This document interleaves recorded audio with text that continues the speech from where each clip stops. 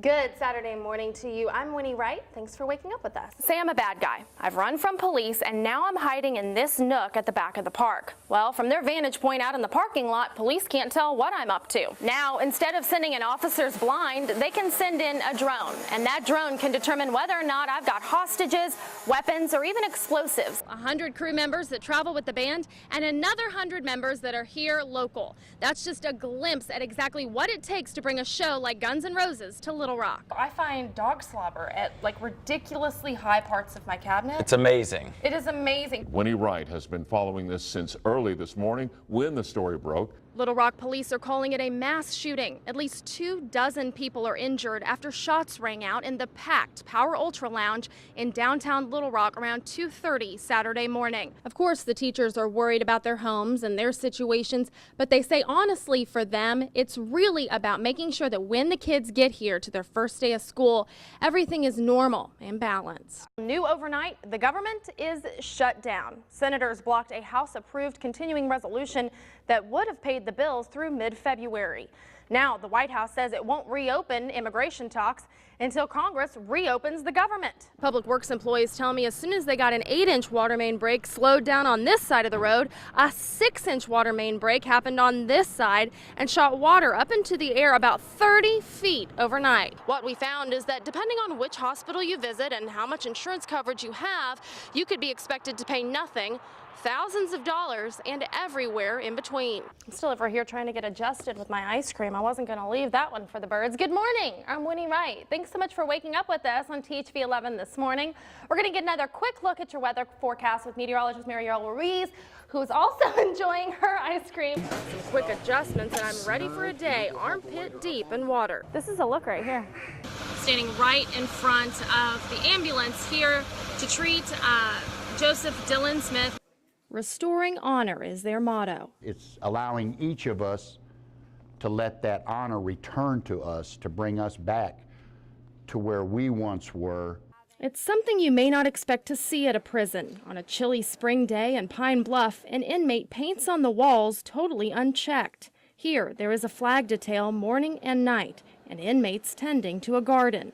But this is a unit specifically for veterans. The garden is something that it gives them a sense of physical beauty that they take pride in, that they say, you know, I'm responsible for that bush, I'm responsible for that flower. And seeing that flower grow something in them. Oh, this is groundbreaking. This is groundbreaking, there's no doubt. I guess the easiest way to say it, our veterans are wired a little different. 3 years ago, the department realized they didn't have a program designed specifically for vets. None of those were actually compatible for the types of problems that we needed help for, and that because we didn't realize we had the problem. Rehabilitation, not just incarceration, is the idea behind the ADC's Veterans Outreach Program. At its root cause, a lot of the behaviors that they're incarcerated for has been the result of stinking thinking. They made a bad decision at the wrong time that hurt themselves, potentially hurt someone else.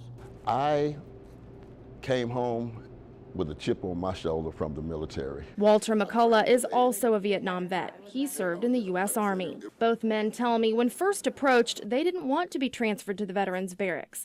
Like so many vets, they didn't want special treatment. And they're set in their ways, and I'm set in my ways, and I said, that sounds like trouble. Now they're all in. I find myself now really wholeheartedly into the program and benefiting from it. In all my years of incarceration, I've never seen a program that has affected me the way this one has. The DOJ says vets make up about 8% of prisons, but only a handful of states have similar facilities. In Arkansas, there's only room in the program for 50 out of the 1,300 incarcerated vets, leaving them with a massive waiting list. What we're doing here at Esther works.